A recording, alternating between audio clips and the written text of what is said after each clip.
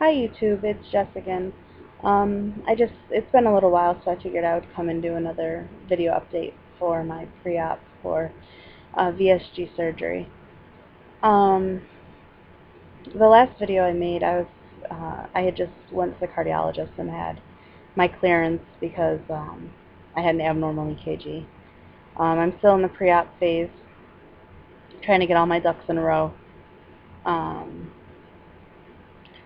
this this video I want to talk about going to the pulmonologist because I had that appointment, and I had a lung function test.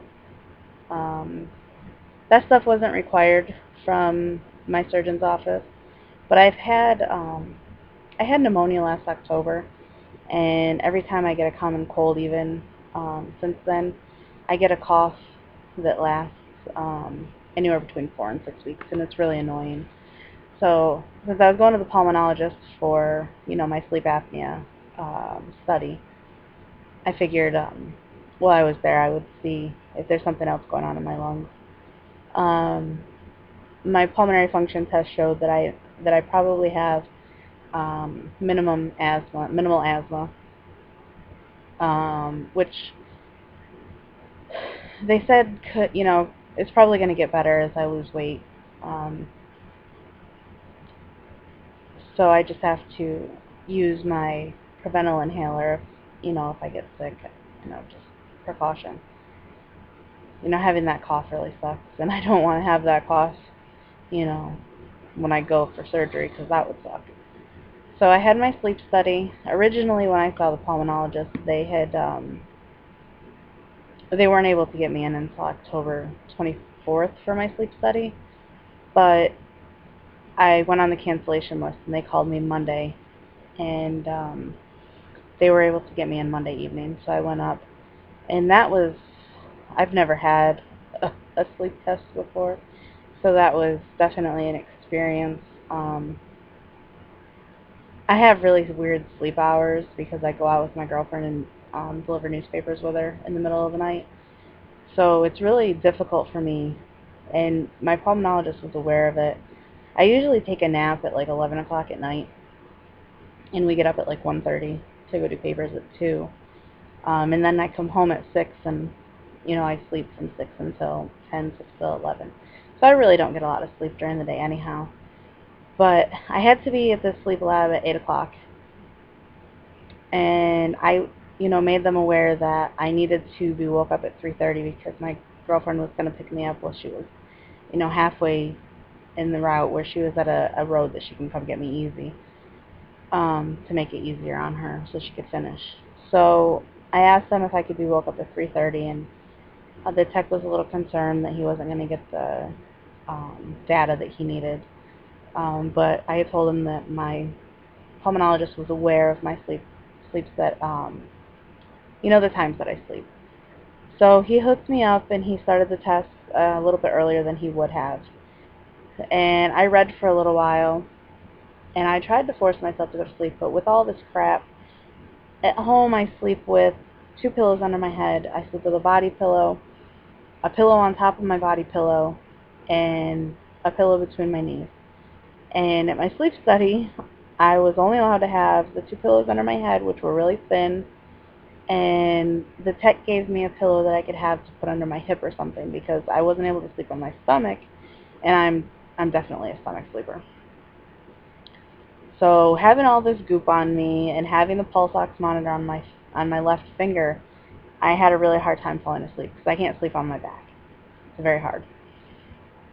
So I did. I tossed and turned a lot, and at home, I'm not like that. I'll get into a position and I'll stay there. So I'm sure, with the camera and everything, they probably have me diagnosed with like restless leg syndrome, restless body syndrome. I don't know. But the tech came in at 3:30 and woke me up. Apparently I had fallen asleep sometime after 12.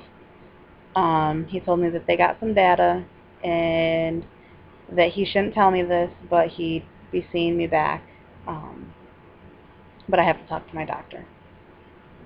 I don't have any symptoms for sleep apnea, so I'm a little surprised, and I'm waiting until I see my pulmonologist on Monday, to find out, what's going on. So it is today, August 24th, 2012, and I had an appointment with my surgeon's office on Wednesday. I hadn't had a date yet, and I was just getting all my ducks in a row to make sure I had everything taken care of that I needed to. And the nurse practitioner came in and asked me, so you don't have a date? And I said, no, not yet. She said, well, are you ready for one? I said, yeah.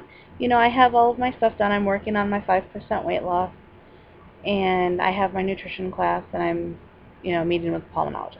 So, I'm getting, my steps taken care of. So, and I was telling her that I was a little concerned because my insurance is going to be changing effective October 1st.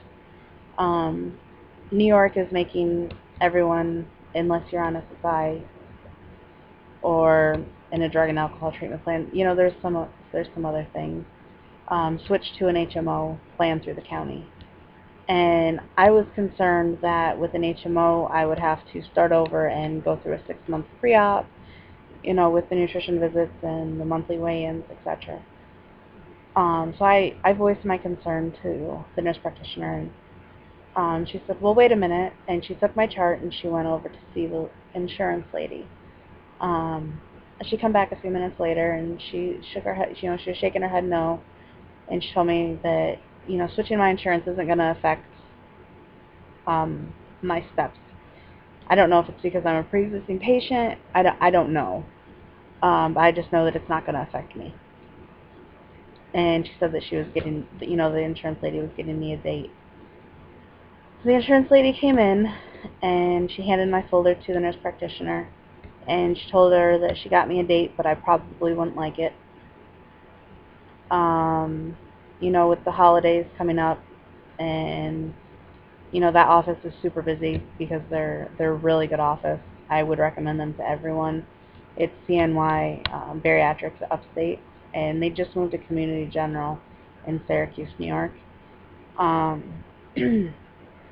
Dr. Howard Simon is going to be my physician. I haven't met him yet. He wasn't there. But anyway, with the holidays and everything coming up and them being busy, they aren't able to get me in until January 7th, 2013. Right on the sticky note, she wrote the date, and she wrote Simon and then / sleeve. So, that's the procedure I'm having with the physician, blah, blah, blah. So we were talking a little bit more, and I was actually surprised that they didn't, give me their feedback on the procedure and what procedure I was choosing, because, they offer the different ones, and I was expecting that with my weight they would automatically say gastric bypass, that's what you need. But I've done my research on the sleeve, and I'm very comfortable with it. I've done my research on gastric bypass as well, and it's not for me. Originally, I think I posted in my first video that I had originally wanted the lap band, and I've talked myself, I've read myself out of it. Other people have, talked me out of it, and more than anything, yesterday they were telling me that they're not recommending those as much anymore. Of course, it's your procedure if that's what you're going to choose, but they've had a lot of problems, and usually if there's like an erosion or a slippage, they have to come in and do have it removed, and you're going to have a sleeve anyway.